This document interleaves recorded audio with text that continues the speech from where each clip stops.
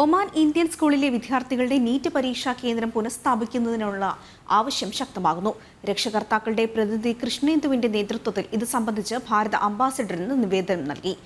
NEET പരീക്ഷകൾക്കായി ഭാരതത്തിന് പുറത്തുള്ള പരീക്ഷാ കേന്ദ്രങ്ങൾ റദ്ദാക്കാനുള്ള തീരുമാനം പ്രവാസികളായ രക്ഷിതാക്കൾക്കും വിദ്യാർത്ഥികൾക്കും പ്രതിസന്ധിയാകുമെന്നും കൃഷ്ണേന്ദു വ്യക്തമാക്കി. 500-ലധികം രക്ഷകർത്താക്കൾ ഒപ്പിട്ട നിവേദനമാണ് ഭാരത എംബസിയിലെത്തി രക്ഷകർത്താക്കൾ നേരിട്ട് നൽകിയത്.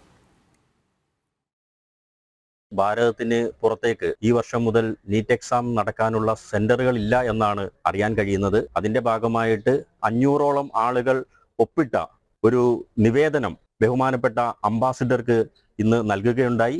ഈ ഒരു വിഷയത്തെ പറ്റി കൂടുതൽ പുനർചിന്തനം നടത്തുകയും ശരിയായിട്ടുള്ള ഒരു തീരുമാനം ഇന്ത്യൻ ഗവൺമെന്റിന്റെ ഭാഗത്തു നിന്നും ഉണ്ടാകും എന്നാണ് ഞങ്ങൾക്കെല്ലാവർക്കും ഉള്ളൊരു ശുഭപ്രതീക്ഷ.